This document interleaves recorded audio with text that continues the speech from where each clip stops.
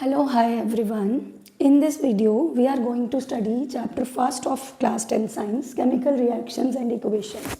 तो इस वीडियो में हम लोग पढ़ेंगे केमिकल रिएक्शंस के बारे में, कैरेक्टरिस्टिक्स ऑफ केमिकल रिएक्शंस, उनको बैलेंसिंग कैसे करनी है, how to balance the chemical equation, types of chemical reaction and effects of oxidation in everyday life. और साथ ही साथ हम अकॉर्डिंग टू टॉपिक्स इनके क्वेश्चंस प्रैक्टिस भी करेंगे इस वीडियो में। तो बिना टाइम वेस्ट करे स्टार्ट करें। तो सबसे पहले इस चैप्टर में नाम में ही क्या है, केमिकल रिएक्शन एंड इक्वेशन, यानी कि इस चैप्टर से हमें दो वर्ड्स समझने हैं। सबसे पहले केमिकल रिएक्शन एंड इक्वेशन। तो इसको समझने के लिए सबसे पहले मैं एक स्टेटमेंट लिखती हूँ यहाँ पे, हाइड्रोजन बॉन्ड्स, या फिर लिखो hydrogen reacts with oxygen to form water. कि हाइड्रोजन ऑक्सीजन के साथ रिएक्शन करके वाटर बना रहा है। दैट मीन्स हम इसको कैसे लिख सकते हैं, H2 plus O2 gives H2O। तो ये हमारी क्या है कि हमारी केमिकल रिएक्शन है कि हाइड्रोजन और ऑक्सीजन दोनों मिलके एक नया प्रोडक्ट बना रहे हैं जो कि है हमारा वाटर।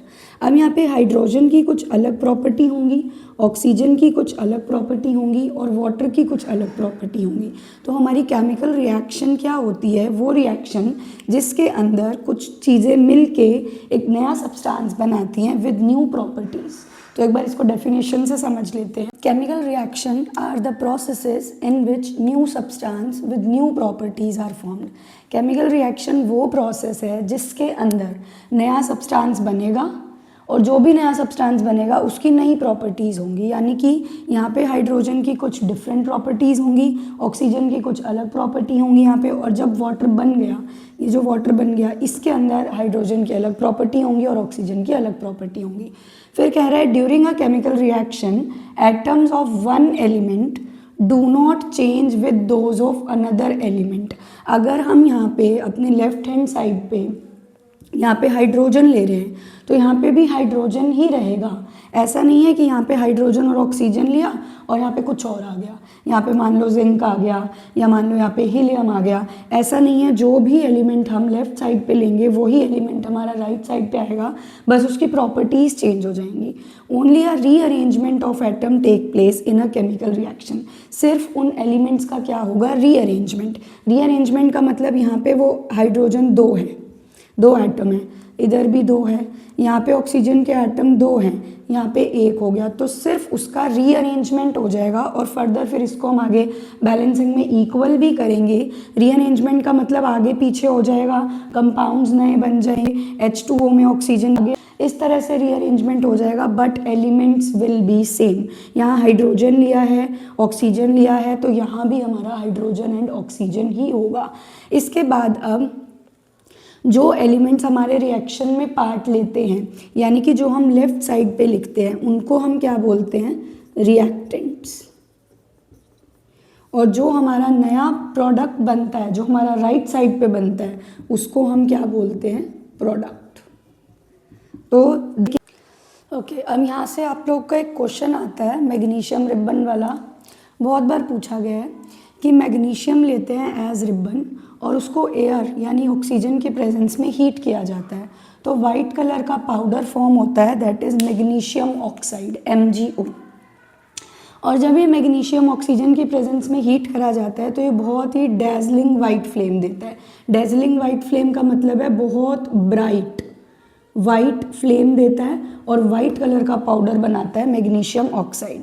और फिर ये पूछा जाता है कि मैग्नीशियम रिबन को जलाने से पहले इसको सैंड पेपर से क्लीन क्यों किया जाता है, क्योंकि मैग्नीशियम रिबन के ऊपर एक प्रोटेक्टिव लेयर होती है जो कि होती है बेसिक मैग्नीशियम कार्बोनेट की लेयर। उसको रिमूव करने के लिए हम उसको पहले सैंड पेपर से क्लीन करते हैं, देन हम उसको ये रिएक्शन कराते हैं और हीट कराते हैं ऑक्सीजन की प्रेजेंस में, और वाइट कलर का पाउडर फॉर्म होता है जो कि है मैग्नीशियम ऑक्साइड, MgO। तो अब क्लास 9th में ये पढ़ा होगा फिजिकल चेंज और केमिकल चेंज। तो फिजिकल चेंज क्या होते थे हमारे, दैट आर टेम्पररी चेंज, जिनको हम एक बार वापस से चेंज कर सकते हैं। केमिकल चेंज, परमानेंट चेंज, इनको हम वापस चेंज नहीं कर सकते। इसमें कोई नया सब्सटेंस नहीं बनेगा, कोई चीज़ से नई चीज़ बनी, अब वो नई चीज़ वापस से पहले से बन सकती है, पहले वाली चीज़ बन सकती है। इसमें नया सब्सटेंस बनेगा। ये रिवर्सिबल चेंज है, रिवर्स हो सकते हैं। ये इरिवर्सिबल चेंज है, रिवर्स नहीं हो सकते। एग्जाम्पल जैसे मेल्टिंग ऑफ आइस, आइस को मेल्ट करा, पानी बनाया, पानी को फिर से फ्रीज कर दिया, फिर से आइस बन गई।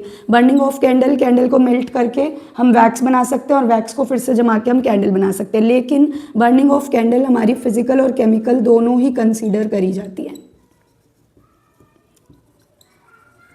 केमिकल चेंज इरिवर्सिबल होते हैं, इनको वापस से चेंज कर सकते हैं। एक बार चेंज हो गया, नया प्रोडक्ट बन गया तो बन गया। जैसे formation of curd from milk, दूध से हमने दही बना दी, अब दही से वापस दूध नहीं बनेगा। कुकिंग ऑफ फूड, एक बार चपाती बन गई तो चपाती से वापस से आटा नहीं बन सकता है। अब नेक्स्ट टॉपिक है कैरेक्टरिस्टिक ऑफ केमिकल रिएक्शन, यानी कि कोई रिएक्शन हो रही है तो हमें पता कैसे चलेगा कि वो रिएक्शन हो रही है। इवोल्यूशन ऑफ गैस, कि उसके अंदर से कोई गैस बाहर निकल रही है। फॉर्मेशन ऑफ प्रेसिपिटेट, प्रेसिपिटेट बन रहा है। प्रेसिपिटेट का मतलब होता है जब हम किसी दो चीज़ों को मिक्स करेंगे और वो दो चीज़ों को मिक्स करने के बाद जो नया कंपाउंड बनेगा उसके अंदर कुछ नीचे बैठ जाए, कुछ सेटल डाउन हो जाए, वो मिक्स ना हो, पूरी तरह से डिसॉल्व ना हो, उसको बोलते हैं प्रेसिपिटेट। कलर चेंज हो रहा है, पहले हम ले रहे थे जो रिएक्टेंट उसका कलर कुछ और था और जो प्रोडक्ट बना उसका कलर कुछ और है।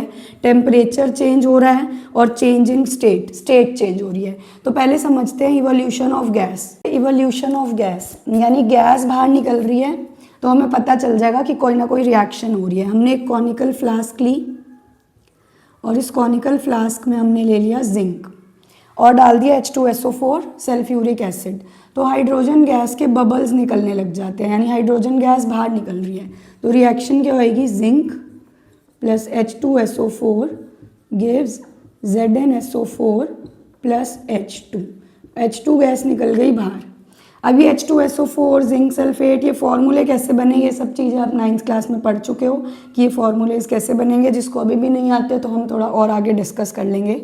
तो जिंक और H2SO4 दोनों मिले, जिंक सल्फेट बना और ये हाइड्रोजन गैस बाहर निकल गई। तो ये एग्जाम्पल है हमारा इवोल्यूशन ऑफ गैस का।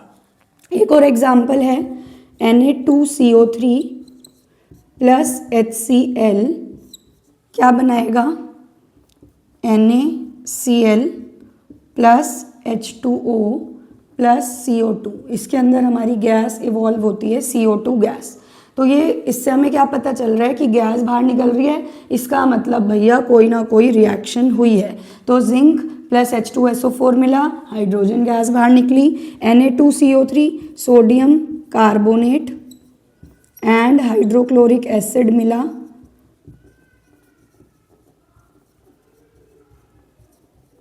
तो हमारी CO2 गैस बाहर निकलती है। अब दूसरा कैरेक्टरिस्टिक है फॉर्मेशन ऑफ प्रेसिपिटेट, कि प्रेसिपिटेट फॉर्म होगा।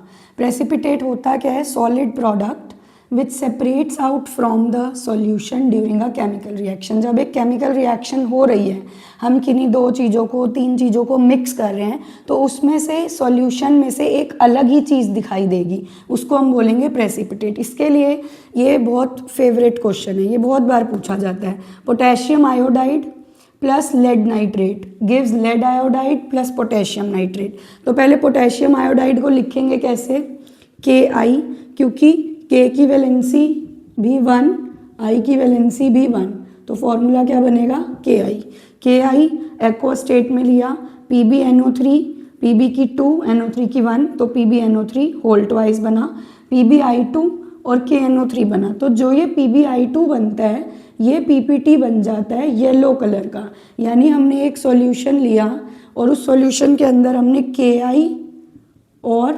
PbNO3 को मिक्स कर दिया, तो क्या होगा, एक येलो कलर का प्रेसिपिटेट सा बन जाएगा और वो होगा हमारा PbI2 और KNO3 सॉल्यूशन बना देगा। ऐसे ही एक और एग्जांपल है H2SO4 sulphuric acid plus barium chloride BaSO4 plus HCl बनाएगा और BaSO4 हमारा PPT बन जाएगा ऑफ वाइट कलर। तो ये हमें पता चल रहा है कि एक रिएक्शन हो रही है, तो ये मिक्स नहीं हो रहा, इसका मतलब एक रिएक्शन हो रही है। कोई चीज़ मिक्स नहीं हो रही, यहाँ पे नीचे सेटल डाउन हो रही है, तो हमें पता चल रहा है कि कोई ना कोई रिएक्शन हो रही है। तो ये हमारा कैरेक्टरिस्टिक है फॉर्मेशन ऑफ प्रेसिपिटेट। अब नेक्स्ट कैरेक्टरिस्टिक है चेंज इन कलर, कि अगर किसी रिएक्शन में कलर चेंज हो रहा है तो हमें पता चल जाएगा कि वो रिएक्शन हो रही है। जैसे लेड नाइट्रेट को हमने गर्म करा, हीट दी, तो PbO, NO2 और O2 बना। अब यहाँ पे लेड नाइट्रेट का जो कलर था वो कलरलेस सॉल्यूशन था, पर उसको हीट देने के बाद जो लेड आयोडाइड बना वो येलो कलर का बन गया और NO2 के ब्राउन फ्यूम्स निकल गए। यानी कलरलेस से कलर कैसा हो रहा है, येलो। तो इसका मतलब कलर चेंज हो रहा है, रिएक्शन हो रही है। कॉपर क्लोराइड ग्रीन कलर का होता है, उसको लेड के साथ ट्रीट कराया, ब्लूइश ग्रे कलर का होता है लेड, तो हमारा PbCl2 और कॉपर बना। PbCl2 कलरलेस है, तो यानी कि ग्रीन और ब्लूइश ग्रे कलर मिक्स होके कैसा कंपाउंड मिल गया, कलरलेस कंपाउंड। और जो अभी इससे पहले हमने रिएक्शन पढ़ी थी प्रेसिपिटेट रिएक्शन में, PbNO3 + Ki gives PbI2 + KNO3, उसके अंदर भी क्या हो रहा था, कलरलेस सॉल्यूशन से येलो प्रेसिपिटेट बन रहा था, तो वो भी रिएक्शन इसमें लिख सकते हैं एग्जाम्पल में। फिर सिट्रिक एसिड में अगर पोटेशियम परमैंगनेट सॉल्यूशन डालते हैं, पोटेशियम परमैंगनेट सॉल्यूशन का क्या फॉर्मूला होता है, KMnO4। तो सिट्रिक एसिड और पोटेशियम परमैंगनेट का स्ट्रॉन्ग पर्पल कलर होता है, तो वो सिट्रिक एसिड उस पर्पल कलर को क्या कर देता है, कलरलेस सॉल्यूशन में चेंज कर देता है। तो ये भी हमारा एग्जाम्पल है चेंज इन कलर का, कि पर्पल कलर के सॉल्यूशन को कलरलेस सॉल्यूशन बना दिया। फोर्थ कैरेक्टरिस्टिक है अब हमारा चेंज इन टेम्परेचर, यानी कि टेम्परेचर चेंज होगा तो हमने इसको समझने के लिए क्विक लाइम लिया। क्विक लाइम होता है हमारा CaO, कैल्शियम ऑक्साइड। इसको वाटर के साथ ट्रीट कराया, इसमें पानी डाला, तो CaOH whole twice slaked lime बन गया, स्लेट लाइम। और इसका केमिकल नेम क्या हो जाएगा, कैल्शियम हाइड्रोक्साइड।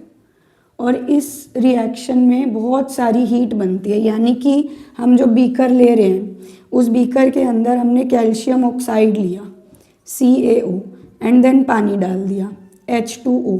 इन दोनों से मिलके क्या बना, CaOH होल ट्वाइस बना।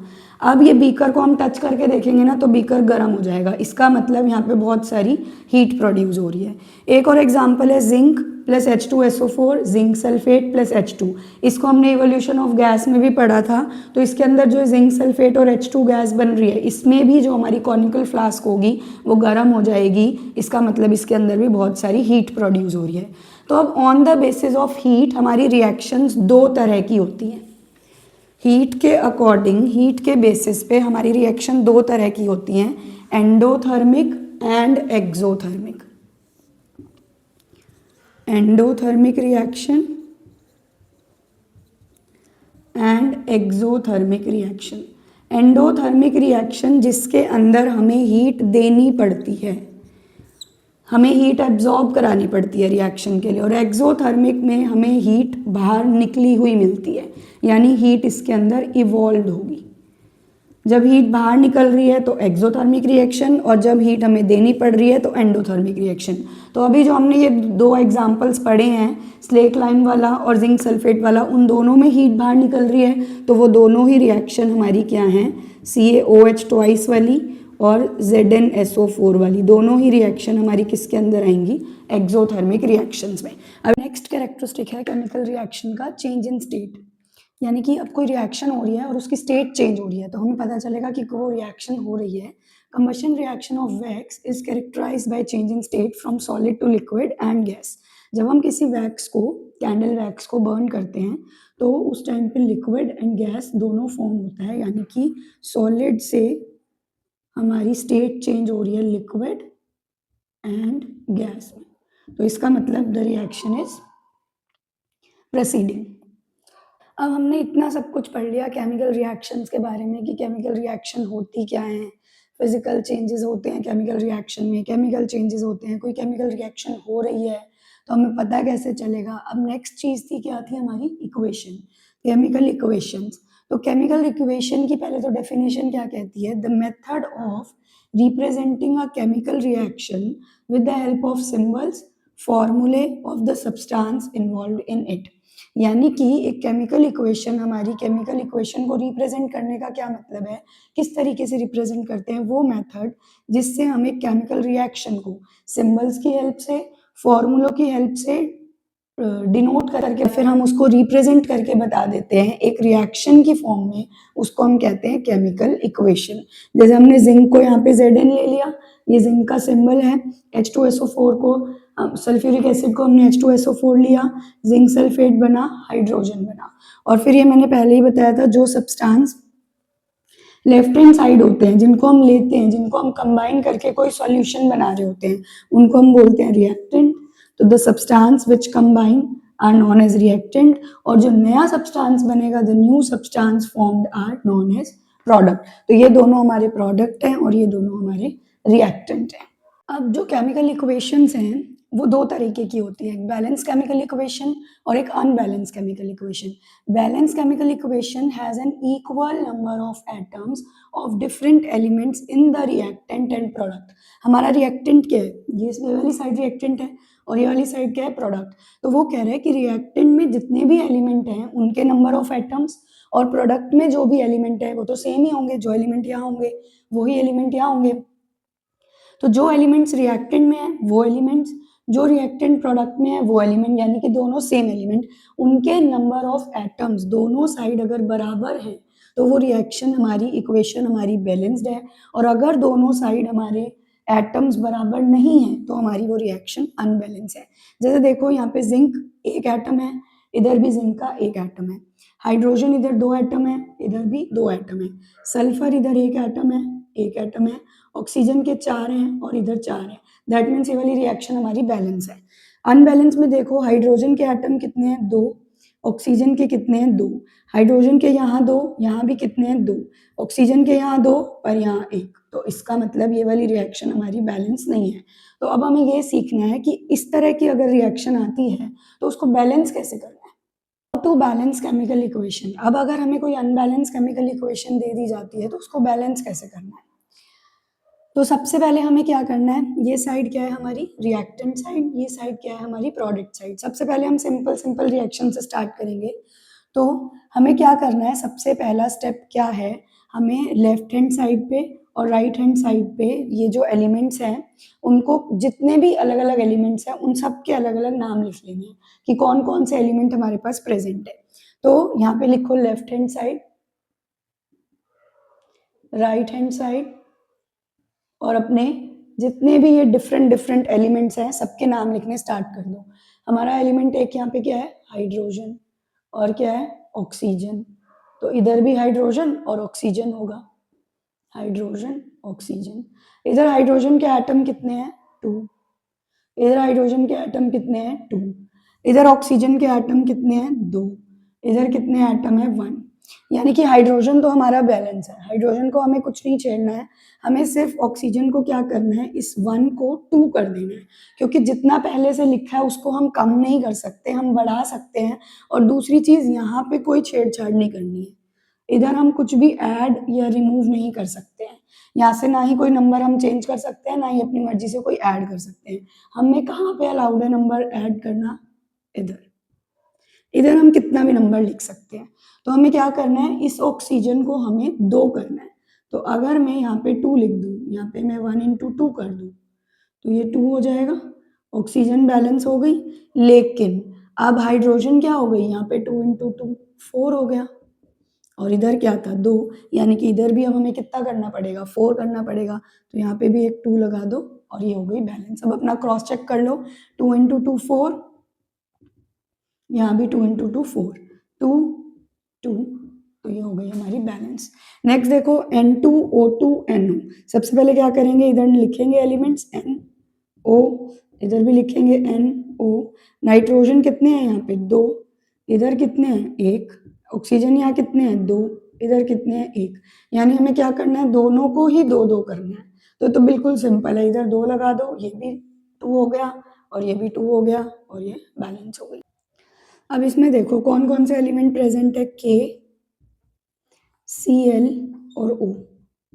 इधर K कितने हैं, 1, इधर K कितना है, 1, Cl यहाँ पे कितना है, 1, Cl यहाँ पे कितना है, 1, ऑक्सीजन यहाँ पे कितना है, 3, ऑक्सीजन यहाँ पे कितना है, 2। यानी कि हमें इस ऑक्सीजन को बैलेंस करना है, इस ऑक्सीजन को हमें कितना करना है, 3 करना है। अब मैं यहाँ पे अगर 1 लगाऊं तो 1 × 2 2, नहीं हो सकता।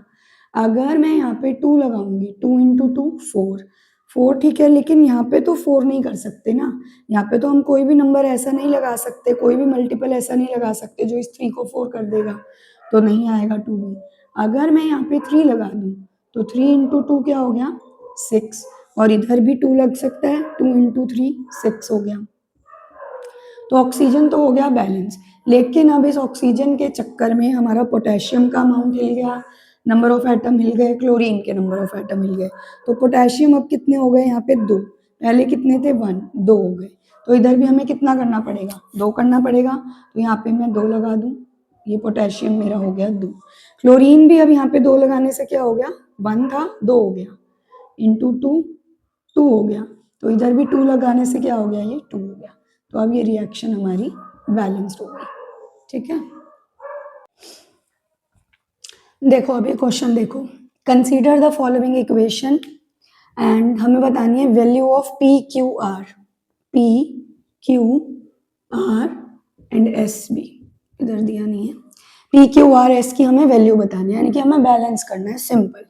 तो क्या करेंगे, सबसे पहले अपने रिएक्टेंट के एलिमेंट्स लिखेंगे यहाँ पे, L, hydrogen and oxygen. L कितने हैं लेफ्ट हैंड साइड 1, और राइट हैंड साइड कितने हैं 2। हाइड्रोजन कितने हैं left hand side 2, right hand side कितने हैं 2।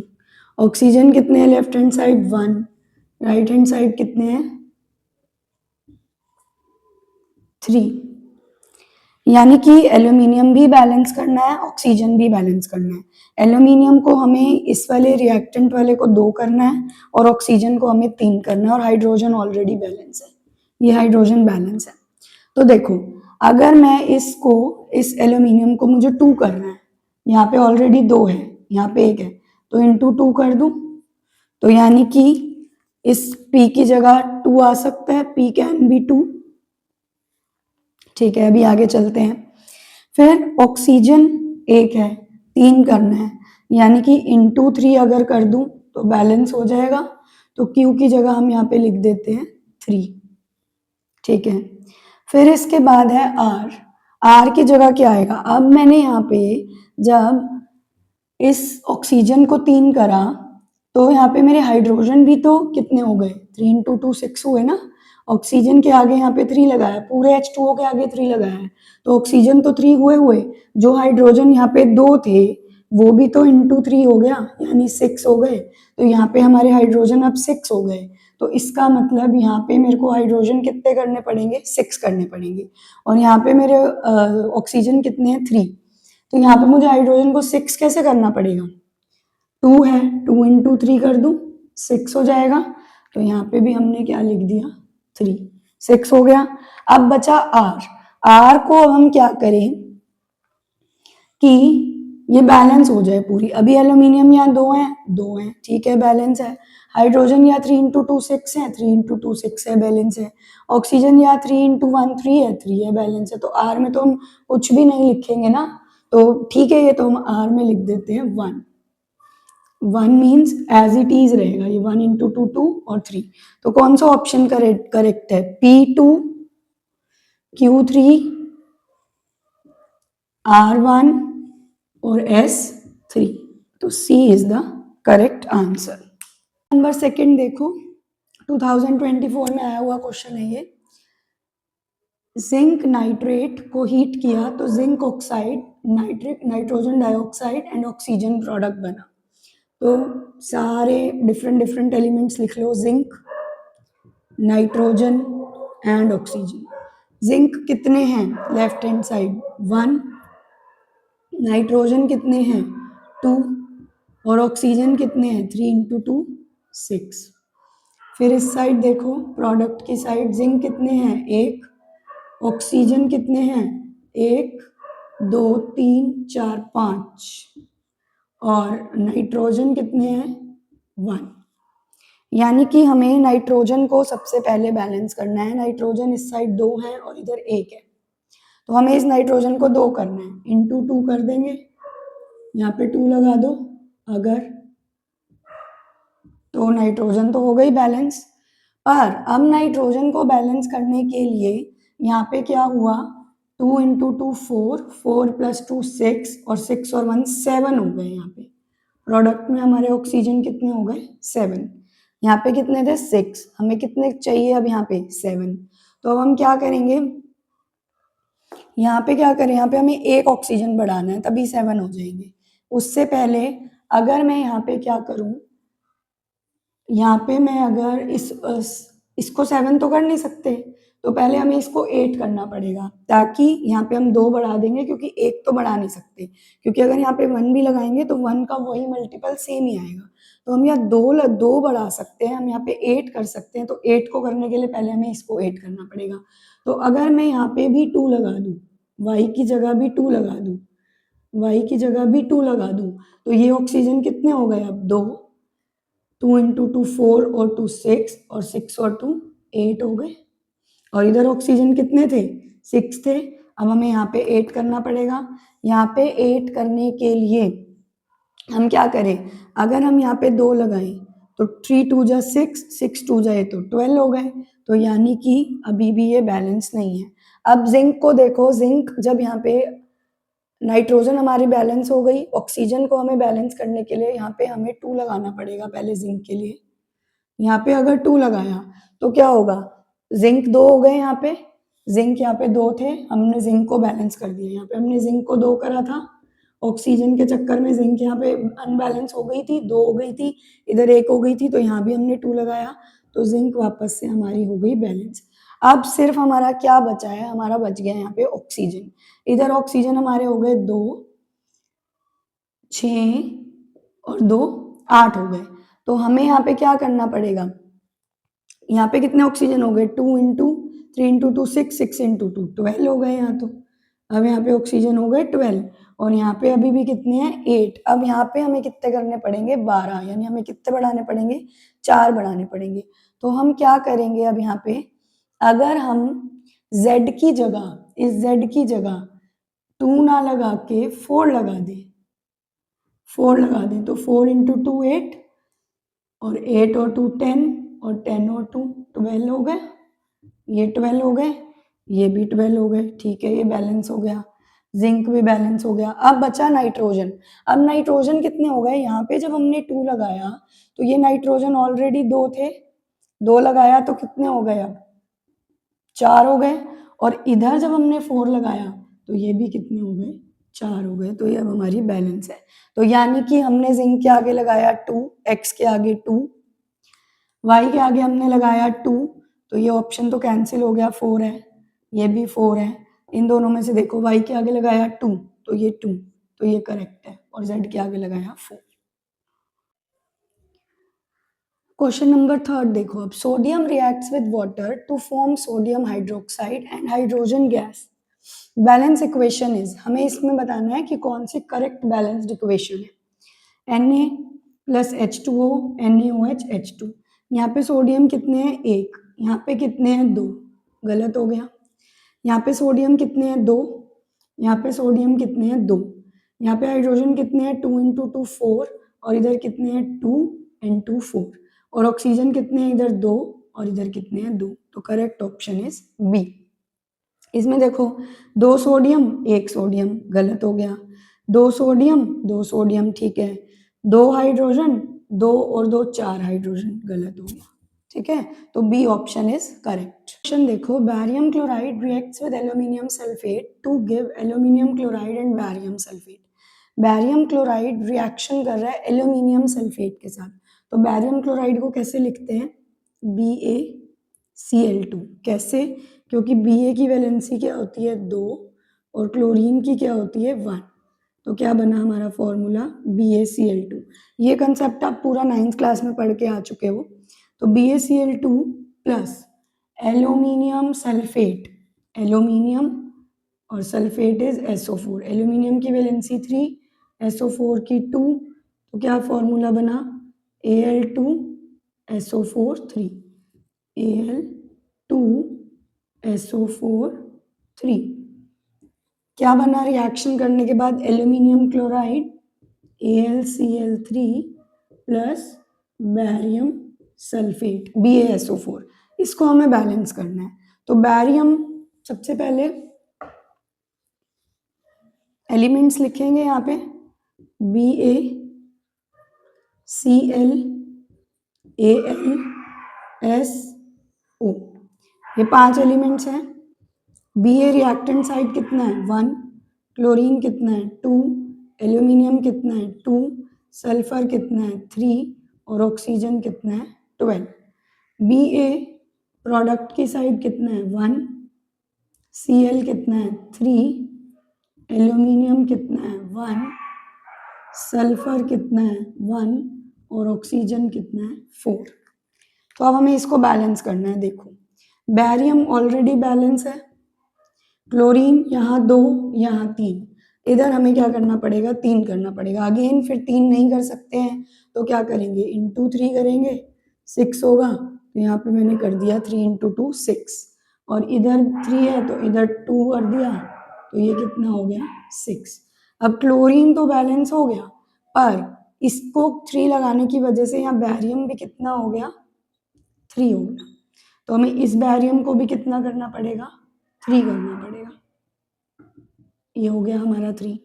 क्लोरीन अभी तक बैलेंस है, बैरियम अभी तक बैलेंस है। अब देखो यहाँ पे हमने जब 3 लगाया तो इधर सल्फर कितना हो गया 3 हो गया, और ऑक्सीजन कितना हो गया 3 इंटू 4 12 हो गया 3 लगाने की वजह से। इधर सल्फर ऑलरेडी कितना था 3 था, तो सल्फर भी हमारा बैलेंस हो गया।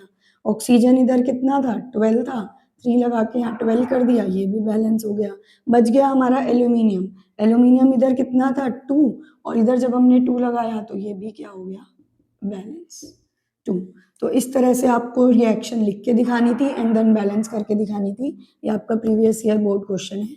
तो इस तरह से अगर रिएक्शन आती है तो आपको फॉर्मूला बनाना आना चाहिए और फिर उसको रिप्रेजेंट करना आना चाहिए कैसे लिखनी है, एंड देन उसको बैलेंस करना।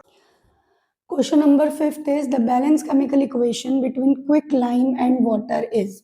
अब फटाफट से वीडियो को पॉज करो और बताओ पहले क्विक लाइम का फॉर्मूला क्या होता है और स्लेक लाइम का फॉर्मूला क्या होता है। अभी हमने इसी वीडियो में चेंज इन टेम्परेचर में ये वाली रिएक्शन पढ़ी थी, वहाँ पे मैंने क्विक लाइम स्लेक लाइम का फॉर्मूला बताया था, उनके केमिकल नेम भी बताए थे और रिएक्शन भी कराई थी।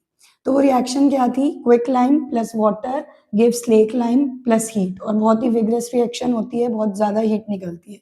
तो देखो CaO, Ca कितने हैं 2, इधर कितने हैं 2। सबसे पहले तो अपनी रिएक्शन को याद करो क्या थी, CaO plus H2O gives CaOH whole twice plus lot of heat, बहुत सारी हीट निकलती है।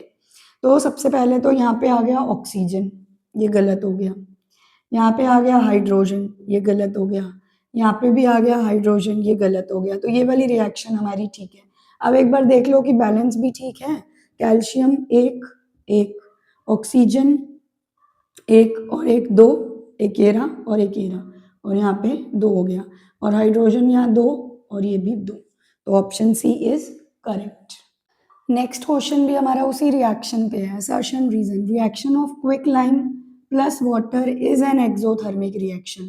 अब एक्सोथर्मिक रिएक्शन हमारी क्या होती है, जिसके अंदर हीट बाहर निकलती है। अभी हम पढ़ेंगे ये topic. Reason is quick lime reacts vigorously with H2O releasing amount of heat, releasing large amount of heat. कि जो हमारा क्विक लाइम होता है CaO, वो H2O के साथ जब रिएक्ट करता है तो बहुत सारी हीट बाहर निकलती है। तो ये बात भी ठीक है। तो क्या ऑप्शन आएगा, A and R are true and R is the correct explanation of A, यानी कि ऑप्शन A इज करेक्ट। देखो फिर से इसी तरह का क्वेश्चन आया हुआ है, बस थोड़ा सा उन्होंने फॉर्मेट चेंज कर दिया अपना। A compound A is used in manufacturing of cement.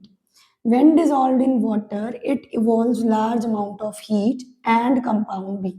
एक कंपाउंड है A जिसको हम वाटर के साथ ट्रीट कराते हैं तो हमारा एक कंपाउंड बनता है B, और प्लस बहुत सारी हीट बनती है। तो बताओ ये कंपाउंड A क्या है और ये कंपाउंड B क्या है। तो CaO again quick lime reacts with water and CaO is also used as a manufacturing of cement. It is used in manufacturing of cement. Plus water gives CaOH whole twice plus में heat. तो उन्होंने क्या पूछा, identify A and B, हमने बता दिया, ए है CaO और बी है CaOH whole twice, and write the chemical equation, ये हम लोगों ने लिख दी।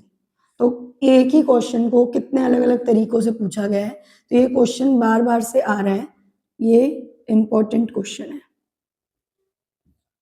बहुत बार पूछा गया है अलग अलग तरीकों से। Either they can ask by assertion reason method से पूछ सकते हैं, इस फॉर्म में पूछ सकते हैं, या बैलेंसिंग में पूछ सकते हैं, या इसको इस तरह से भी पूछा जा सकता है कि ये कौन सी रिएक्शन है, टाइप ऑफ रिएक्शन पूछ सकते हैं, जो कि हम नेक्स्ट क्लास में पढ़ेंगे। टाइप्स ऑफ रिएक्शंस में हम टाइप्स पढ़ेंगे, फिर मैं बताऊंगी कि ये कौन सी टाइप ऑफ रिएक्शन के अंदर आता है। इस वीडियो में हम लोग इतना ही पढ़ेंगे, बाकी हम देखेंगे पार्ट 2 में, क्योंकि फिर ये वीडियो बहुत लॉन्ग हो जाएगी। तो पार्ट 2 में हम पढ़ेंगे टाइप्स ऑफ केमिकल रिएक्शंस, और उसके अंदर फिर ऑक्सीडेशन रिडक्शन भी देखेंगे और ऑक्सीडेशन के इफेक्ट्स भी देखेंगे।